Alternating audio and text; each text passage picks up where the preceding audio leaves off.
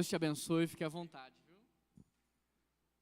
Obrigado, meu amigo, querido amigo pastor Juan. Que alegria, que privilégio participar daquilo que Deus tem feito nesta localidade pela instrumentalidade desta igreja. A minha oração é que Deus, com a sua mão bondosa, possa surpreender você e a sua casa. Família comum. Quando eu recebi esse tema do pastor Juan, eu me lembrei de uma frase de Chesterton, que ele diz o seguinte: a coisa mais extraordinária do mundo é um homem comum, uma mulher comum, com seus filhos comuns. Verdade.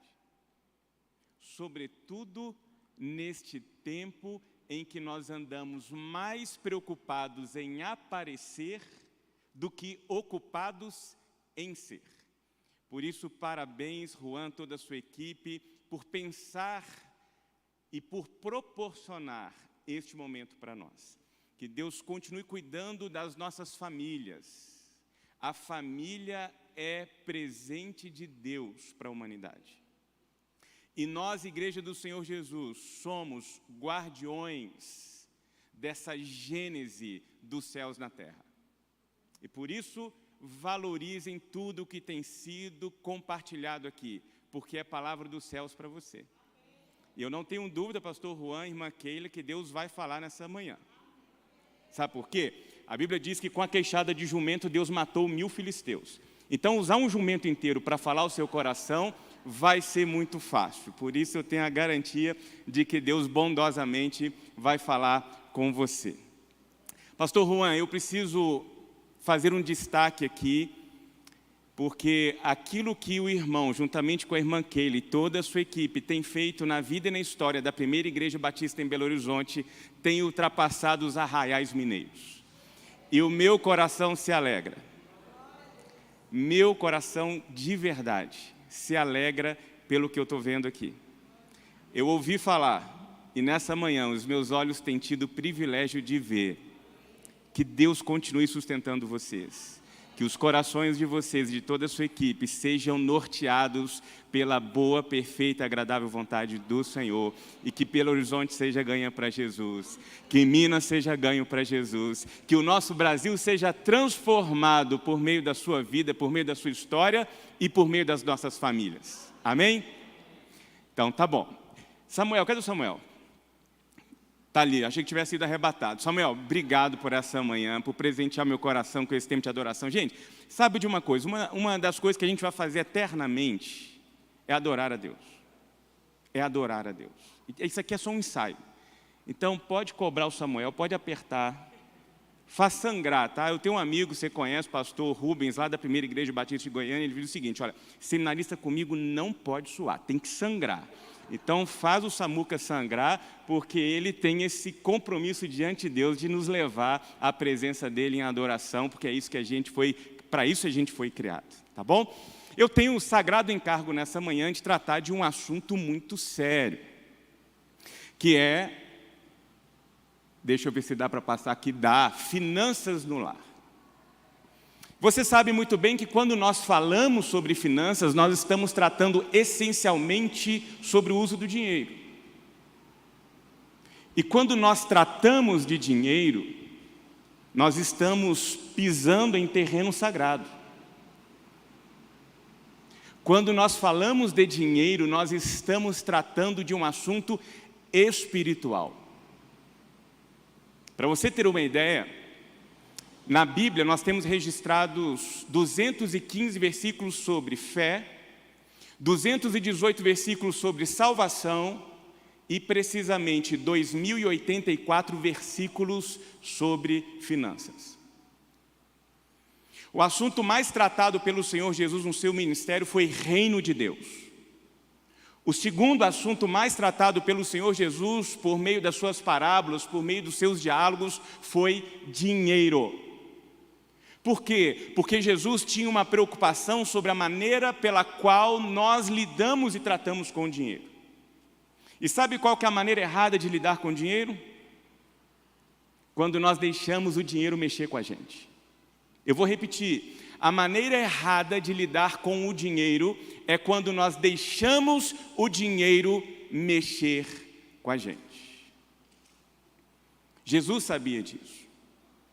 Para Jesus, o dinheiro tem atrás de si uma energia espiritual capaz de tomar os nossos corações. Para Jesus, o dinheiro tem o poder de tomar o lugar de Deus na nossa vida, na nossa história. Tanto que ele vai dizer, olha, quando o dinheiro é elevado à categoria de Deus, ele se torna mamon.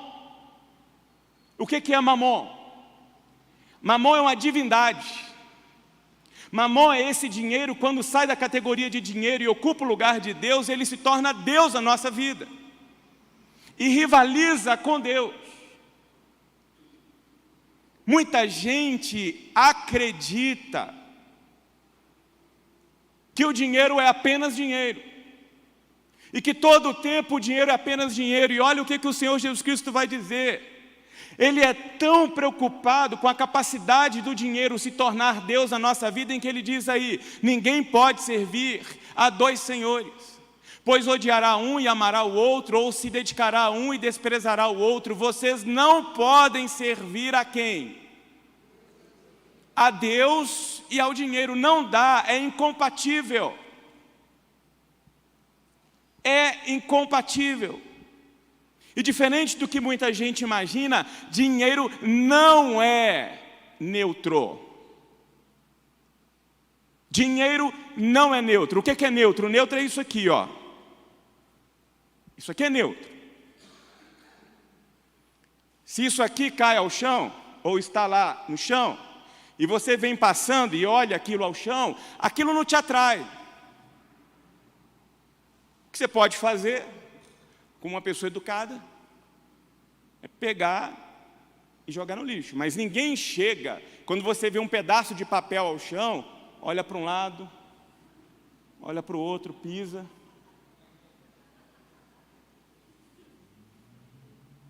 Coloca no bolso e sai.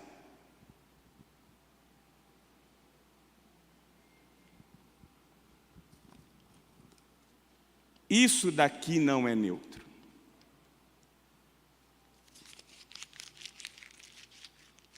Se você ver isso aqui no chão, já tem gente querendo levantar, pastor Juan. Fica aí, em nome de Jesus. Isso aqui mexe com a gente. Isso aqui nos provoca, isso aqui nos atrai.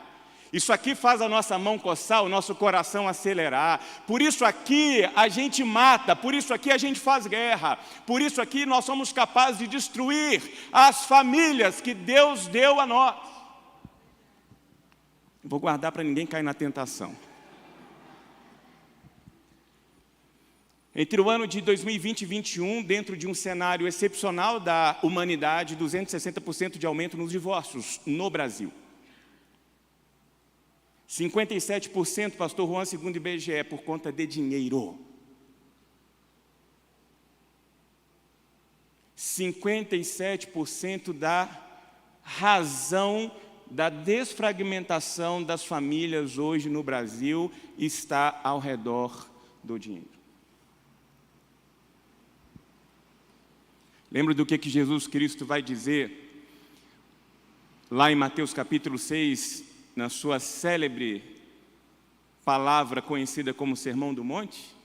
Cuidado, porque onde estiver o seu tesouro, ali também estará o seu coração. Por quê? Porque o dinheiro tem essa capacidade de atrair o nosso coração. E para gravar tudo isso, nós estamos inseridos dentro de uma sociedade conhecida como sociedade do consumo.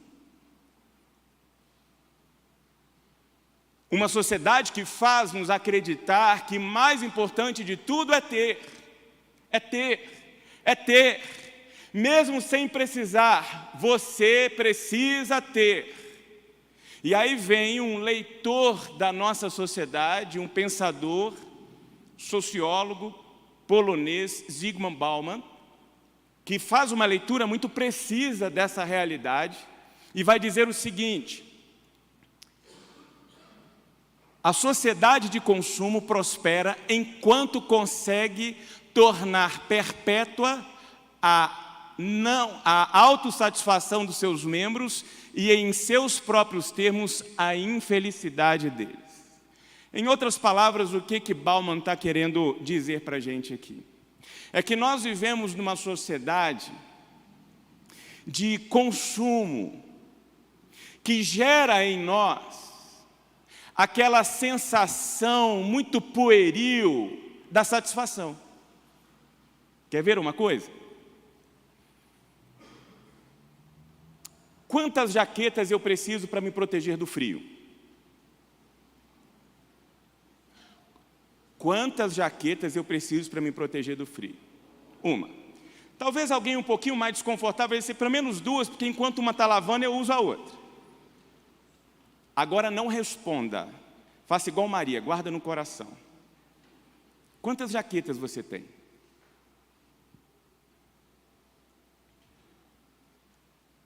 Porque se tivesse uma data, pastor Juan, escrita assim, comprada em 1980, num leilão lá da... Aí beleza, você fica desconfortável de andar com uma blusa que tem 41 anos, 42 anos. Agora, eu compro e aí de repente eu perco aquela satisfação do novo. E aí eu vou lá e compro outra, aí eu perco a satisfação do novo, eu vou e compro outra. Aí eu abro o meu guarda-roupa, tem 200 casacos de frio. Por quê? Porque o sistema, diz Bauman, vai gerar uma infelicidade pela incapacidade de encontrar a satisfação naquilo que eu adquiri. E por saber disso, dessa insatisfação, nós estamos dentro de uma sociedade em que os seus cidadãos só sobrevivem dentro dessa sociedade coisificada se ele tem dinheiro na mão. E dentro do sistema financeiro nós recebemos um rótulo. E aí esse rótulo é que vai abrir ou fechar portas. E esse rótulo é determinado pela sua capacidade de crédito. E nessa sociedade coisificada, tem um vilão que faz com que a gente acredite que nós temos dinheiro na mão. É que mesmo sem ter dinheiro, abre um crédito facilitado para a gente. E aí a gente começa a comprar sem precisar e a comprar sem ter dinheiro. Aí chega nas nossas mãos o bendito, para alguns maldito, cartão de crédito. Gente, isso é um inimigo em forma de plástico. Acredite no que eu estou dizendo. Eu estou falando sério para vocês. Por quê? Porque você pega aquele plásticozinho que dá para você a sensação de que você tem dinheiro. Aquilo não é dinheiro, guarde isso no seu coração. Você pode esquecer tudo mais que eu falei, guarde isso. Isso não é dinheiro. Isso é um crédito que é dado para você para que você assuma o compromisso de pagar o empréstimo que você pegou com a operadora. É isso que funciona. Só que aí você está andando num shopping, aí tem assim, o inimigo começa a se manifestar 6 vezes sem juros. Aí você vai lá e passa 6 vezes sem juros. Aí você anda mais um pouquinho, o inimigo se manifesta de maneira mais poderosa, 10 vezes sem juros. Aí você passa 10 vezes sem juros. E aí você passa 5, você passa 8, aí chega lá no início, no finalzinho do mês, a legião vem toda para a sua fatura e se manifesta lá na sua fatura. 1 mais 1 mais 1 mais 1 de 8, de 10, de 12, de 5, de 6. E aí você se ajoelha e fala, Pai, tenha misericórdia de mim. Porque como é que eu vou pagar isso aqui? Porque fizeram você acreditar que isso dá a você a capacidade de comprar. Só que isso não é dinheiro. E aí o que nós temos sofrido hoje? Nós temos experimentado de maneira avassaladora um endividamento das nossas famílias. E o que eu vou dizer aqui não é chute. O que eu vou dizer aqui é fruto de pesquisa. Dentro desse auditório, óbvio que eu estou tratando de uma amostragem, essa amostragem é uma amostragem nacional. Dentre as famílias aqui presentes, quase 8 famílias estão endividadas. Isso não é um dado meu. Esse é um dado do CNC. O CNC Está aí, é a Confederação Nacional do Comércio de Bens, Serviços e Turismo, que mensalmente faz uma pesquisa entre os brasileiros para verificar o índice de endividamento do brasileiro. Eu acompanho esses números há bastante tempo e posso te afirmar que nós estamos, nos últimos pelo menos 12 anos, nós batemos um recorde de endividamento no Brasil. Aqui, ó, tá? Opa, deixa eu voltar aqui. Está aqui, ó, abril de 2022, o último dado que nós temos, 77,7% das famílias estão endividadas. Sendo que em abril de 2021 esse número estava com o seu patamar em 67,5%. Dessas famílias, 28,6% estão com as suas dívidas em atraso. As suas contas estão em atraso. Então, dá 77% lá, quase 30%, já não está conseguindo pagar em dia. E desses, quase 11% já não tem condições de pagar a dívida. Se vender tudo o que tem, não paga o que deve. Estão na categoria do superendividado. O superendividado é aquele que chegou num patamar em que a dívida ultrapassou a sua capacidade de paga, de quitação. E a gente precisa tomar cuidado com isso.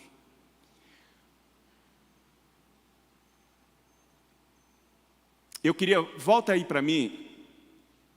Deixa eu voltar aqui. Ok. Eu queria pedir a sua ajuda para ver se você entendeu mais ou menos o que a gente está conversando aqui, se você tem uma leitura mais ou menos adequada da nossa realidade.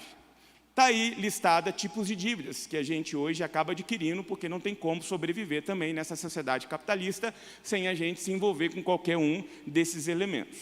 Para você, qual é o vilão ou os vilões do endividamento do brasileiro? Está aí as opções: cheque especial, financiamento da casa, financiamento de carro, crédito pessoal, crédito consignado, cheque pré-datado. Quem acha que é cheque especial? Levanta a mão aí. Ok? Quem acha que é o financiamento da casa? Financiamento do carro? Crédito pessoal? Cartão de crédito? Deus abençoe, pode abaixar a sua mão. De 0 a 100%, você acha que o cartão de crédito é o vilão com qual percentual? Hã? Não, aí Jesus tem que voltar. Falou 100%, aí acabou a... 90, 86, quem dá mais? Quem dá mais? 70. Olha aí o que o número vai apontar para a gente. 88,8%. 88,8%. E para você ter uma ideia, aí está o ranking dos 10 cartões mais caros do Brasil. Acredite nisso. Nós estamos falando de um juros ao mês de entre 18% a 22%, e nós temos um juros ao ano que sai de 631% a 1.052% ao ano. Você tem ideia do que é você assumir uma dívida que te dá um juros de 1.000% ao ano? Entende agora que quando eu falo para você que ele pode ser um bendito, mas pode ser um maldito, dependendo da maneira como a gente vai lidar com ele? Gente, o inimigo se manifesta. Eu estava com um colega nosso, pastor Márcio, inclusive. A gente estava numa viagem onde nós nos encontramos, estamos lá conversando no jantar. E aí, conversa vai, conversa vem, falando de cartão de crédito, falamos sobre milhas, aí falamos sobre benefício. Ele falou assim comigo: esse cartão aqui dá acesso à sala VIP. Eu falei: eu sei, eu conheço, mas olha, eu não pago anuidade para ter esse cartão. Eu falei isso com ele: Juan, se essa operadora me quiser como cliente, vai ter que me dar esse cartão sem anuidade. Peguei o meu avião, fui para casa. Acredite, o inimigo estava entre nós. 48 horas depois, chega no meu celular: parabéns, você foi beneficiado com um cartão sem anuidade, com acesso à sala VIP. Eu liguei para ele, falei: ô Márcio, você ligou para quem, meu filho? A gente não pode mais ter uma conversa privada, não. Você tem que sair falando para o pessoal. Percebe como está tudo ao nosso redor, observando a gente? Existe todo um algoritmo, você não tem privacidade mais. Esquece privacidade. Eu estava no gabinete de um colega meu outro dia, conversando, e fui mostrar uma cafeteira que ele tinha comprado. Eu falei assim, rapaz, você já viu aquela cápsula lá da Starbucks? Eu cheguei em casa, tinha cápsula de Starbucks no armário, tinha lá na geladeira, tudo quanto é pipocando, pop-up, Starbucks. Eu falei, Jesus amado. É o sistema levando você a perder o controle, a ficar tendo o que você não precisa. Porque nós chegamos a um patamar que nós estamos gastando dinheiro que a gente não tem, para comprar o que a gente não precisa. Sabe para quê? Para ficar dando satisfação para os outros que não estão nem aí para a gente. Tem lógica uma coisa dessas? Gastar o que não tem, para comprar o que não precisa, para ficar dando satisfação para quem não está nem aí para a gente. É onde a gente chegou. A gente falou sobre carnê aqui, nós precisamos entender algumas coisas. Sabe aquela loja do carnê? Você sabe qual que é, eu não vou falar aqui para não fazer propaganda. Ela não é uma loja de eletrodomésticos, ela é uma financeira. Porque se você chega lá e diz o seguinte, olha, eu quero pagar à vista, eu vou dizer, é o mesmo preço pagar parcelado. Sabe aquela maior locadora de veículos do Brasil? Você sabe, eu não vou falar aqui para não dar crédito. Não é uma locadora de veículos, ela é uma operadora de ativos. Ela chega dentro de uma montadora de veículos e fala assim, eu quero comprar 40 mil veículos. Ela compra 40 mil veículos com 40% do preço do mercado. Ela não pode revender de imediato, porque senão ela quebra a estrutura. Ela, no meio do caminho, aluga esses veículos durante o período ali de 1 ano e meio, e depois revende como seminovo. Ela ganhou na compra, vai ganhar na venda, e no meio do caminho ganhou na alocação do veículo. Nós precisamos entender esses aspectos. Por quê? Porque é exatamente o sistema no qual estamos inseridos. E se nós não soubermos nos comportar nesse ambiente, nós seremos seduzidos e seremos enforcados. Por quê? Porque o descontrole financeiro tem sido a razão desses números ultrapassarem os 77 pontos percentuais. E a palavra de Deus é muito clara sobre a nossa responsabilidade, o nosso compromisso como servos de Deus. O dinheiro tem que trabalhar para nós. O dinheiro é quem tem que nos servir, e não o contrário. Por isso a importância de nós desenvolvermos uma vida financeira saudável e equilibrada. Mas para isso a gente precisa desenvolver hábitos. E hábito você adquire com o tempo. Aquilo vai se tornar uma rotina, diz os estudos, com 3 semanas, 21 dias. E vai se tornar um hábito depois de 3 meses, 90 dias. É como dirigir carro. Quando você está começando a aprender a dirigir carro, você olha para o pedal, você olha para o câmbio, olha para o retrovisor, você fica no desespero. Depois, aí você nem olha mais, você já mastiga o chiclete, já fala no celular, come uma banana no meio do caminho e vai embora, porque está automatizado. Com relação à vida financeira, e aqui eu quero tratar sobre aspectos muito práticos, é hábito. Você não vê o resultado na hora. Aí você faz isso aqui para economizar, e aí quando você assusta, você tem economizado R$10. Só que eu quero que você aprenda uma coisa agora que vai mudar a sua vida. Nós não fomos instruídos a fazer cálculo adequado do dinheiro.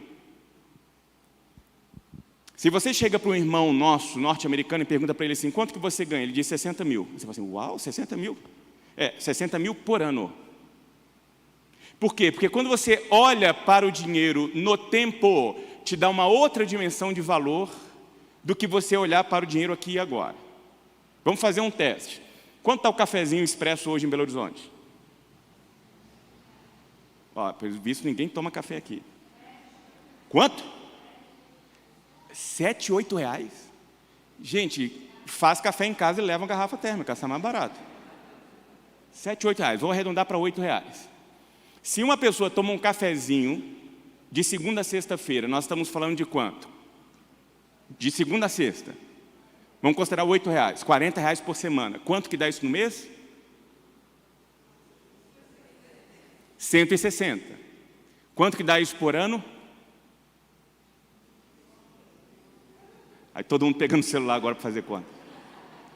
Você imagina, está lá na porta do céu, 160 vezes 4. Aí você entra em desespero, né? Quanto que deu aí? 160 vezes 4? Ó, vezes 12, desculpa, 160 vezes 12. Hã? Tem um contador aqui entre nós, graças a Deus. 1920. Em 10 anos. R$19.200. Só de café.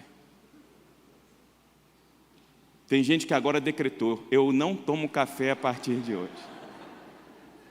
R$19.200.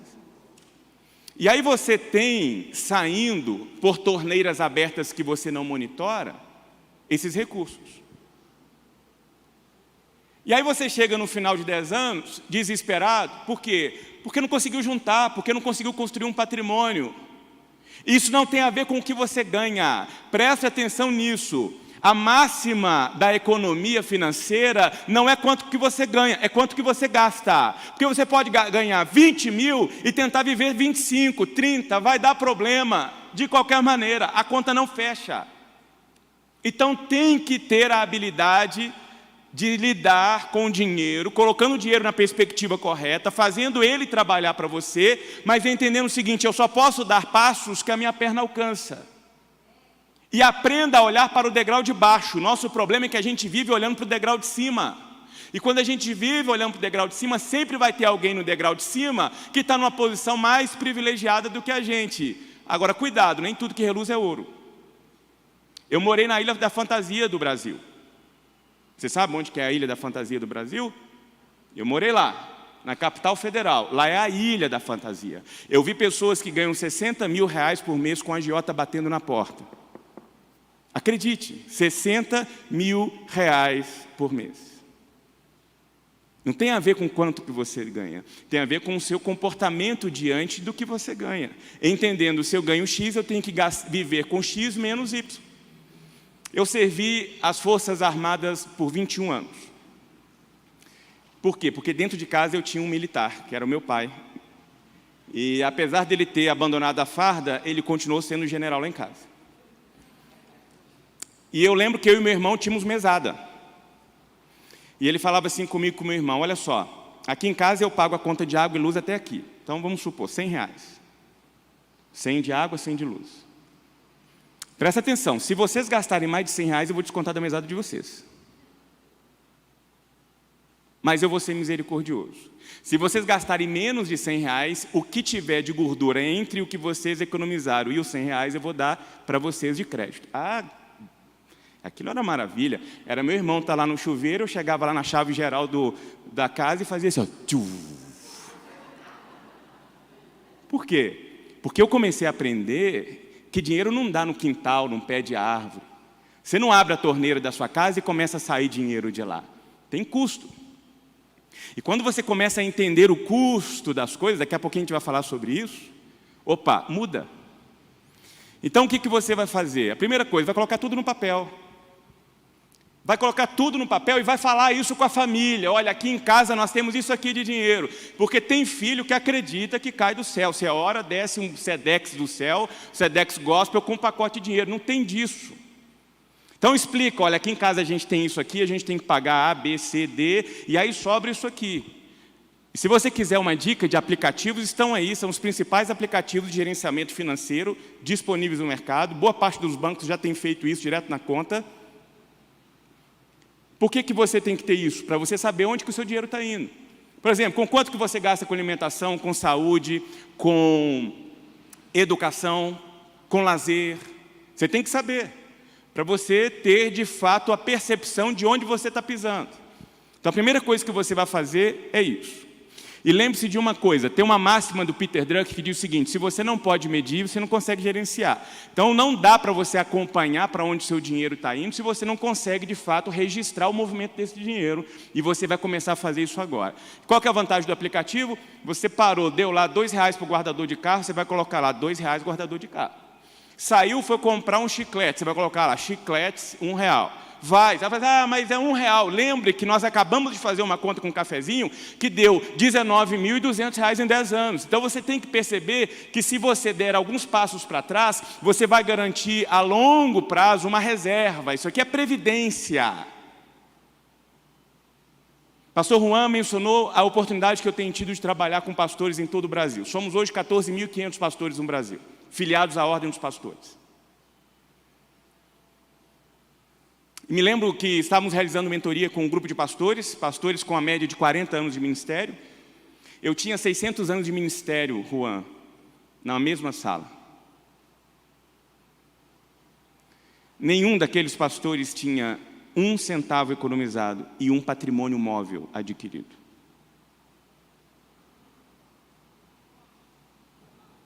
E nós temos feito agora uma conscientização dos nossos pastores e das nossas igrejas. A Ordem dos Pastores Batistas do Brasil, e quero pedir a sua liberdade para eu tratar disso aqui, porque eu tenho uma responsabilidade com você enquanto pastor, e eu não posso permitir que, estando aqui na primeira igreja, qual é a oportunidade que eu estou tendo aqui de deixar de falar isso. A Ordem dos Pastores disponibilizou um programa de previdência privada para os pastores, onde a primeira igreja batista de Belo Horizonte vai poder aportar lá como CNPJ um recurso para a carteira dos seus pastores, para que eles consigam se aposentar, tendo a garantia histórica de maior rentabilidade, porque nós conseguimos uma operadora que não tem dividendos, ela é uma entidade sem fins lucrativos. Então, todo o processo de rendimento vai ficar na carteira para os pastores. Para quê? Para que o pastor Juan, irmã Keila e os filhos possam, daqui 25, 30 anos, ter constituído um colchão que dê paz, tranquilidade, qualidade de vida. E as igrejas são responsáveis por isso, e por isso eu conclamo vocês, líderes da primeira igreja batista em Belo Horizonte, que tenham essa visão a longo prazo para o ministério pastoral desta igreja. Para que então haja esse reflexo lá na frente de uma igreja cuidadosa, amorosa, que prepara o seu pastor e a sua família pastoral para que então tenham com dignidade condições de viver o restante da sua vida. E nós sabemos que estamos trabalhando com um sistema contra a cultura, porque se enquanto o Brasil, por meio da sua previdência social, tem levado a uma reflexão necessária e que vai passar ainda por outras reformas, porque não tem como se sustentar, nós buscamos caminhos para levar os nossos pastores, homens, que dedicaram a sua vida na proclamação do Evangelho do Senhor Jesus, enquanto homens, gente comum. Está lá na certidão de nascimento do pastor Juan, está lá, homem, masculino, que precisa comer, que precisa beber, que precisa vestir e que precisa programar a sua vida. Previdência, isso está sendo válido para ele, está sendo válido para todos nós. Temos aqui uma geração de jovens. Preparem-se, a Bíblia é muito clara no conceito da previdência, para que vocês tenham condições de lidar lá no futuro com a sua vida, com a sua história. Mas a gente precisa dar passos agora. E aí o que eu queria dar de sugestões para que vocês consigam manter esse equilíbrio orçamentário na vida familiar de vocês? Estabeleça objetivo.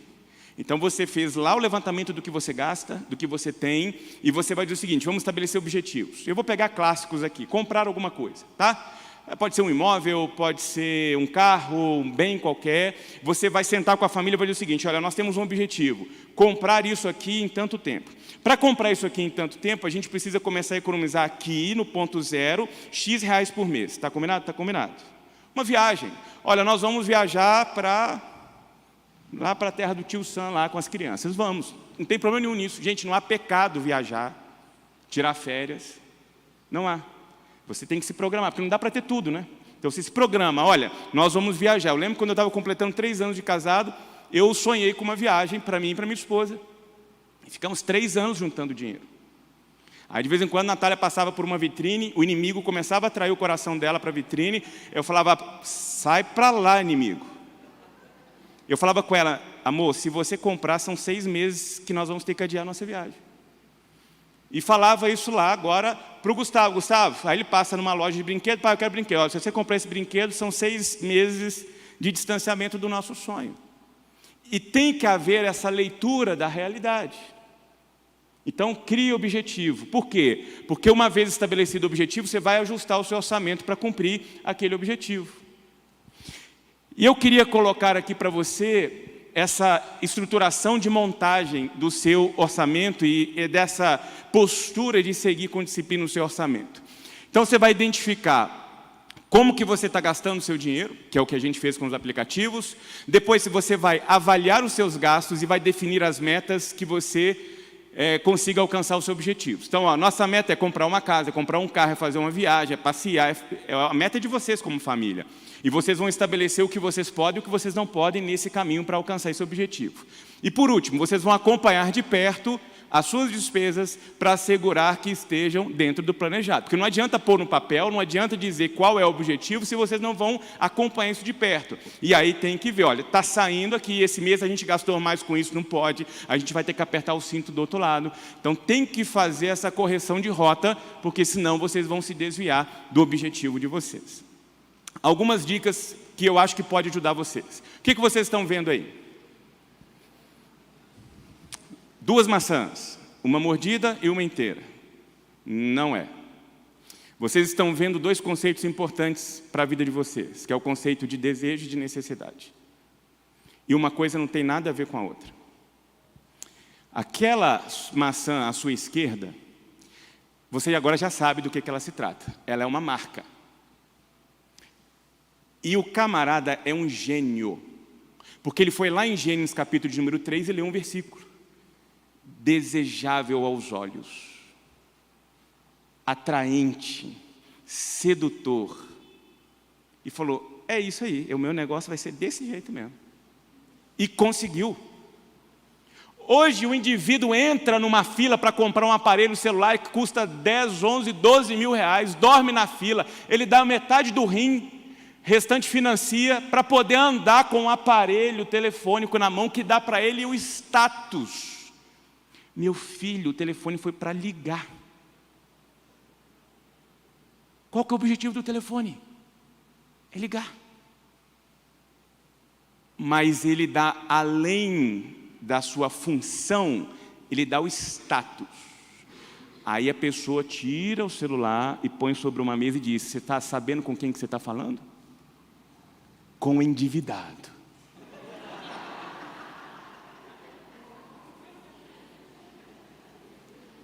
Porque numa boa, a pessoa que tem condições hoje de arrancar 12, 13 mil para dar à vista no celular, e eu vou te dizer uma coisa, quem tem condições não faz isso. Quem tem, não faz. É um negócio de doido isso. Então toma muito cuidado, eu ensino isso para o meu filho, ele está com 10 anos, desde pequenininho. Filho, vamos andar aqui, aí está no supermercado, aí ele vê um pacote. Gente, eu tive a oportunidade de estudar marketing. É uma ciência estruturada para levar você a fazer o que eles querem. Aí tem cor, tem posicionamento, tem logo, tem tudo adequado para isso. Aí você entra no supermercado, as coisas de crianças, está tudo no alcance das mãos das crianças. Aí fizeram um combinado com a indústria de cinema, junto com a indústria de brinquedo, que passa pela do biscoito. Aí você vai lá comprar um biscoito para matar a fome do seu filho, um biscoito. Aí ele quer o biscoito que tem um personagem do cinema. Meu filho, é biscoito, é para matar a fome. Porque esse papelzinho você vai jogar fora, meu filho. Ah, pai, eu quero, porque aqui tem um fulano de tal, porque aqui tem um ciclano de tal. Porque tem um fulano de tal custa R$3 a mais, porque tem um fulano de tal. Impresso na tela. Mas é a sedução. E a gente tem que tomar cuidado com isso. Então, uma coisa é você ter um símbolo. Outra coisa é você ter atendido a sua necessidade. A maçã mata a fome. O biscoito mata a fome. A embalagem não. E aí você tem que tomar cuidado com isso aí. Eu estudei isso. Eu estou falando porque eu estudei isso. Eu fui equipado para fazer isso. Fui preparado para fazer isso. Você entra dentro de uma gôndola do supermercado, tem lá. Não responda oralmente. Qual que é o melhor sabão em pó do Brasil? Não é. Não é. Eu sei que você ficou com vontade de falar. Não é. Não é. Sabe por quê? É uma marca. Porque do lado tem um que, se você virar a caixa, é fabricado pela mesma empresa. No mesmo lugar. É o mesmo sabão em pó. Só que está nichado por conta da marca. Pode fazer o teste de detergente, você tem as redes de hipermercado do Brasil que tem a sua linha própria. Pode pegar lá, você vai ver. Qual que é a diferença? A diferença é que a sua compra vai ficar 12% mais barato, 15% mais barato. Por quê? Porque você não foi na onda da marca. Não caia na sedução da marca. Tem uma chocolateria intermediária no Brasil. Começa com K, você sabe qual que é. Aí do outro lado da rua tem uma que tem lá a fruta lá, o cacau lá. Aí você olha para cá e fala assim, poxa, isso aqui é extraordinário, é marca, sabe por quê? Porque a concorrente dessa daqui, da fruta cacau, a concorrente dela aqui, é da mesma empresa da cá, é o mesmo chocolate, o que muda é a embalagem. Aí você vai lá todo feliz comprar, achando, estou tirando onda porque eu estou comprando o chocolate com a caixa vermelha com a letra K. Você vai comer a caixa vermelha com a letra K? Não vai, porque ela vai para o lixo. Você pagou por isso. Você rasgou dinheiro. Quer chocolate? Vem para cá, ó, e coma chocolate aqui. Percebe como muda completamente? E aí você começa a perceber que o dinheiro está sobrando. Poxa, começou a sobrar dinheiro. É claro que você começou a ter dinheiro sobrando, porque você está aprendendo a gastar o seu dinheiro. Outra dica. Não faça compra com fome. Não faça compra com fome. Se você for no supermercado com fome, você vai comprar 20% a mais. Você olha para aquela lasanha e fala assim, meu Deus, a gente faz essa lasanha. Você compra a lasanha. Você foi para comprar um pão. Você saiu com lasanha, saiu com frango, saiu com carne para o churrasco, e aí teve que comprar o carvão. Por quê? Porque você está com fome. Jante antes. Mate lá a comunidade que está dentro de você e vá. E vai fazer compra estabelecido. Pôs na listinha e compra. Por quê? Porque se você faz esse comportamento de compra inadequado, você está gastando mais do que você precisa. Percebe que são dicas muito simples, mas que a gente não pesca, a gente não pega, e aí a gente começa a perceber que a coisa está desajeitada, está desandando por conta dessa postura nossa. E aqui eu quero falar sobre uma importância especial na sua trajetória enquanto indivíduo, cidadão, pessoa que tem aí o seu recurso financeiro. E pessoal que está jovem, depende do papai e da mamãe aí, grava isso no coração, porque um dia vocês vão precisar disso. E pode começar a fazer agora. O que é uma reserva financeira de segurança? Você vai juntar um recurso financeiro, os mais conservadores vão trabalhar entre 6, 9, até 12 vezes o seu salário. Então ganha 5 mil, você vai ter 30 mil reais reservado. Óbvio que você vai começar a reservar isso aí mensalmente até alcançar esse valor monetário. Põe aí 10, 12, 15% ao mês que você vai reservando, até ter aquele montante. Passamos agora pela pandemia. E nós vimos muitas empresas falirem, fecharem, gente entrar em endividamento, tendo que desfazer de seu patrimônio familiar porque não se prepararam, não tinham reserva financeira para isso. Você imagina, se você tem uma reserva de 1 ano de salário, guardado, pastor Juan, pode vir pandemia que for, você está bem. Por quê? Porque você tem o seu salário para manter o mesmo padrão de vida. Se você está num tempo de escassez, você faz 12 meses virar 18. 24, porque a gente vai fechar todas as torneiras agora. Faça a sua reserva.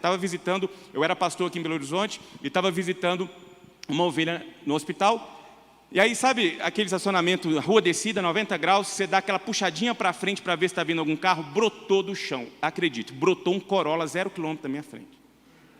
Eu dei um toque, R$ 7.500. Foi um toque. E aí, você faz o quê? Outro dia eu estava trabalhando, meu irmão me liga. Irmão, a avó sofreu um acidente, está no hospital, tem que fazer uma cirurgia, 15 mil reais. Você imagina agora, você recebendo um telefonema, alguém precisa de 15 mil reais, alguém muito querido, para fazer um procedimento médico. O que você faz? Repete aqui comigo. Pai nosso que estás no céu, santificado seja o teu nome. Você tem que ter isso. Lembra de José? Se preparou, tempo das vacas magras, das vacas gordas para as vacas magras. Reserva de oportunidade. Depois que você fez a sua reserva de emergência, você vai fazer uma reserva de oportunidade, que é outro dinheiro, porque lá você deixa parado lá. Você vai montar isso aqui. Para quê? Agora na pandemia muita gente se deu bem. Porque se de um lado tinha gente com a faca no pescoço, do outro lado tinha gente com dinheiro na mão, pronto para poder fazer negócio. E se você está com a faca no pescoço e do outro lado tem gente com dinheiro na mão, acabou. Outra dica, falei para um pastor amigo meu, ele queria comprar um carro. Foi lá, olhou, negociou, tal, falei, quanto que você conseguiu no carro? X. Eu falei, eu vou descer R$5.000 nesse valor. Como assim? Eu falei, vou. Aí ele falou assim, ó, eu te dou R$1.000 se você... Eu falei, não precisa, eu vou te mostrar como que você faz. Eu falei, você vai lá na concessionária, no dia 31, com dinheiro na mão, e vai falar assim, eu quero comprar à vista, só que eu quero um desconto. O camarada tem que abrir mão da comissão dele para bater a meta da loja. E ele conseguiu R$6.000. Eu falei, agora eu quero meus R$1.000. Percebe? Quando você tem a reserva de oportunidade, você faz negócios. E aí você começa a fazer o quê? Começa a fazer o dinheiro a trabalhar para você. Porque você entra numa negociação em que o dinheiro ganha uma valorização muito rápida. Porque você já está comprando com um preço mais baixo do mercado. E aí você está com dinheiro, você negocia e baixa. Eu fui fazer obra na igreja aqui em BH e fui com dinheiro na mão, no meio da crise ali de 2016, 2018.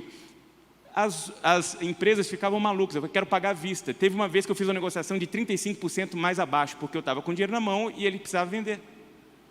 Reserva de oportunidade. Você vai começar, então, nesse processo, a avaliar e a controlar os seus gastos. E aqui eu quero, já caminhando para o final, dar 2 dicas para vocês. Quanto que custa uma roupa? Você sabe quanto que custa uma roupa? Eu tenho aqui uma loja X que está vendendo uma camisa por R$ 79,90. Eu tenho aqui uma loja Y que está vendendo praticamente a mesma proposta, só que custa R$ 129. Qual é mais cara e qual é mais barato? Difícil, né? Depende. Como que eu sei calcular o valor de uma roupa? Eu pego o valor dessa roupa e divido pelo número de vezes que eu uso essa roupa.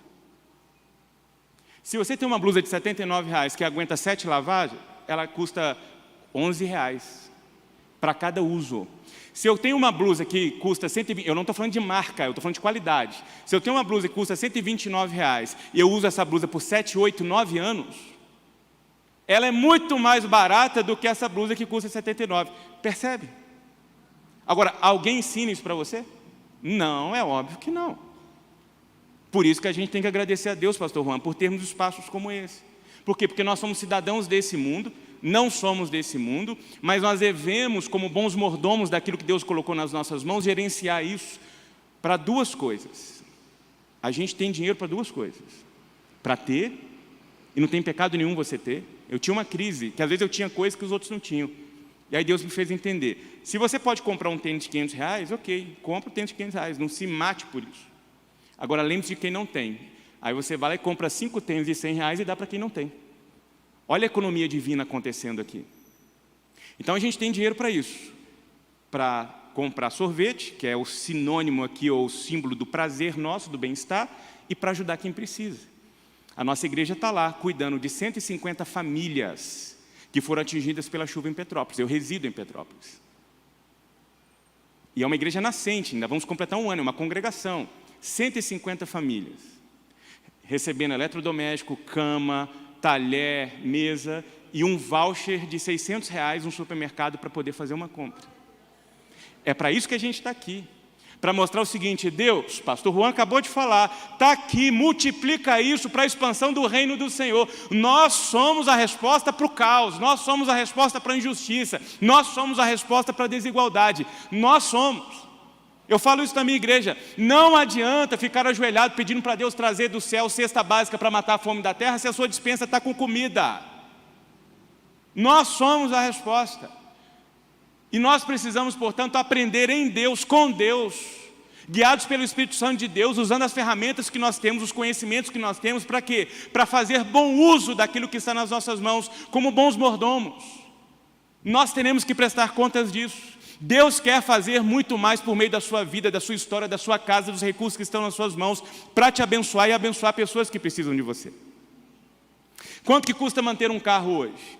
O brasileiro, ele avalia o custo do carro pela prestação. Quanto que custa um carro aí? R$400 por mês, então eu posso pagar. Aí você passa pelas lojas de revenda, hoje está lotado de carro seminovo lá vendendo. Sabe por quê? Porque não ensinaram ele a fazer cálculo. Aqui é um carro de 50 mil. uma prestação de R$400 por mês. Está aqui, ó, R$400 por mês. Só que ele esquece que tem um seguro, que tem IPVA, que tem combustível. Gente, carro precisa de combustível para andar, tá? É bom lembrar isso para vocês. Estacionamento, manutenção, tem a depreciação e tem um financiamento de R$400. Você achou que era R$400. Quando você soma isso tudo, dá R$1.961 por mês. Isso aqui equivale a quase 5 vezes o valor da prestação. Está aqui, ó, o carro custa 50 mil. Você está gastando por ano com ele quase a metade do valor do carro. Alguém ensina isso? É óbvio que não ensina. E quando como a gente não aprendeu, a gente começa a fazer alguns movimentos que vão gerando para nós perdas significativas de recurso. E aí vamos lembrar, o que foi que a gente trouxe para o mundo? Nada. E o que a gente vai levar? Nada. Então, se a gente tem comida, roupa, vamos ficar contente com isso. Porém, os que querem ficar ricos caem em pecado ao serem tentados e ficam presos na armadilha de muitos desejos tolos que fazem mal e levam as pessoas a se afundarem na desgraça e na destruição. Pois o amor ao dinheiro é uma fonte de todos os tipos de males. E algumas pessoas, por quererem tanto ter dinheiro, se desviaram da fé e encheram sua vida de sofrimentos. Mas você, homem de Deus, mulher de Deus, fuja de tudo isso. Viva uma vida correta de dedicação a Deus, de fé, de amor, de perseverança e de respeito pelos outros. Contentamento. O que é o contentamento? É essa capacidade de eu estar satisfeito de me adaptar com o que eu tenho. Pare de ficar olhando para a grama do outro. Agradeça a Deus pelo que você tem. Hoje está com um jarro vazio, glória a Deus por isso, porque eu tenho um jarro. Percebe? Porque tem gente que nem o jarro tem. Tem gente que olha meio jarro vazio, não, está meio vaso cheio, glória a Deus por isso. E quando o vaso estiver cheio, glorificado seja o nome do Senhor. E aí eu vou me lembrar de quem não tem o jarro, quem está com o jarro vazio. Por quê? Não havia necessidade entre eles. Esse era o conceito da igreja primitiva. Cada um dava conforme os seus recursos e cada um recebia conforme as suas necessidades. É a economia divina. Não pode entre o povo de Deus haver fome, haver necessidade, porque o recurso é comum, o pão é nosso, a mesa é nossa, o Pai é nosso. A piedade com contentamento é a grande fonte de lucro. Não se deixem dominar pelo amor ao dinheiro e fiquem satisfeitos com o que vocês têm. Portanto, se temos comida e roupas, vamos ficar contentes com isso. A vida de um homem não consiste na quantidade dos seus bens. E lembre-se, o sistema está fazendo você acreditar que você precisa ter para ser feliz. Você não precisa ter para ser feliz. Você, homem de Deus, mulher de Deus, fuja de tudo isso. E acredite, aqui eu encerro, existe uma dimensão da vida que só Deus pode satisfazer.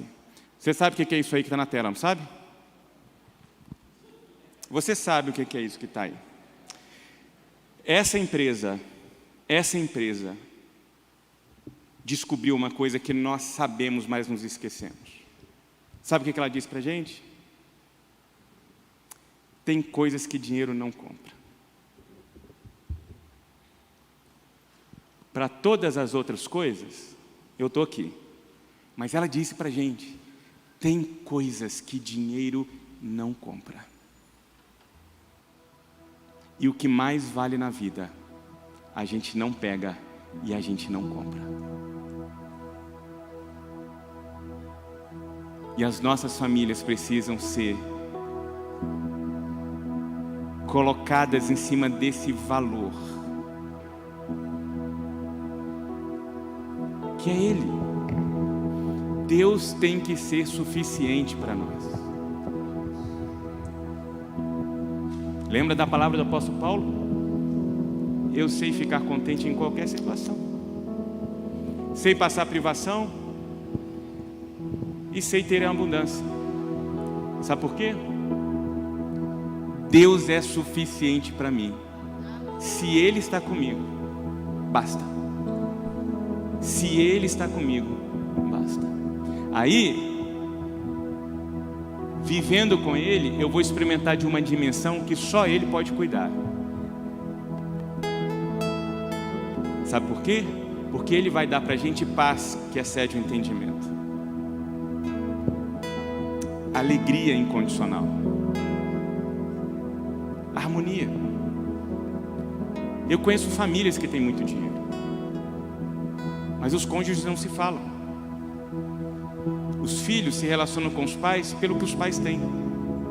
Os pais, para justificar a ausência, tentam suprir com: toma meu filho, o que você quer? Toma meu filho, o que você quer? São famílias de posses, mas são famílias vazias. São cheias de apetrechos, mas vazias do que de fato faz sentido para a nossa vida. E a minha oração, o desejo do meu coração nessa manhã é que você compreenda isso. E olhe para Mamon e diga o seguinte: você não tem mais vez na minha vida e na minha história. Você vai ser um instrumento divino nas minhas mãos, para abençoar a minha casa, para abençoar a minha história e para abençoar a história de tanta gente que precisa. E você vai fazer esse compromisso com Deus. O Senhor é o meu pastor, nada vai me faltar. Gente, isso aqui não é para ser palavra solta ao vento, isso aqui é para a gente acreditar e viver. Eu estou morando hoje na roça. Eu vejo lá, a gente joga semente na terra. Aí eu chego no outro dia de manhã, está brotando. Aí eu falava lá: Natália, vem aqui para você ver o que esse brócolis fez para nascer. Nada. Nada. E aí faz sentido quando o Senhor Jesus vem dizer o seguinte: está vendo os passarinhos? Você já viu algum passarinho sair de mala pronta de manhã para trabalhar? Vai lá, trabalha e volta correndo pro ninho? Se as aves, se as plantas, se a vegetação, se as flores, que são insignificantes perto da obra-prima da criação de Deus, você, são cuidadas, são sustentadas, quanto mais a você, homem de Deus, mulher de Deus, filho de Deus, filha de Deus. Acredite, você serve a um Deus que foi apresentado por Jesus Cristo como Abba. Sabe que Abba é uma expressão em aramaico que é o babuciar de uma criança. No Brasil você fala papá,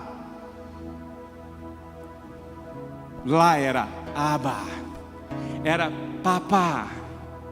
E aí é Deus estendendo o braço para você e falando assim: pode dormir em paz, porque eu vou velar por você. Fique em paz, porque nada será capaz de separar você do meu amor. Fique em paz, porque eu estarei com você todos os dias da sua vida.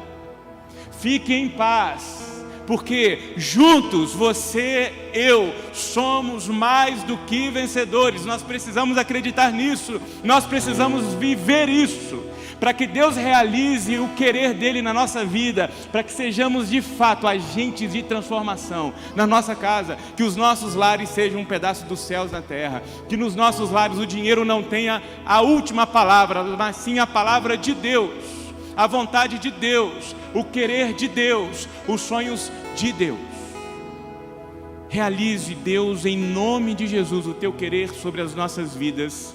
Acolha na tua mão de poder cada família aqui representada. Sonde seus corações e derrame em suas histórias a paz do Senhor, a alegria do Senhor, a boa, perfeita, agradável vontade do Senhor, para que de fato possamos confiar no Senhor, possamos agradecer o que temos nas nossas mãos e dedicarmos isso ao Senhor e dizer: Senhor, está aqui, multiplica para o nosso bem e para o bem desta terra. Queremos sim ser agentes de transformação e queremos utilizar o que temos nas nossas mãos como elementos divinos, de manifestação do teu amor, da tua generosidade, da tua alegria, da tua misericórdia. Usa-nos e tire de nós, ó Deus, em nome de Jesus, qualquer coisa que impeça a nossa comunhão com o Senhor. Que o Senhor de fato seja o nosso Deus, o nosso pastor, o nosso Abba, em nome do teu Filho Jesus. Amém. Amém.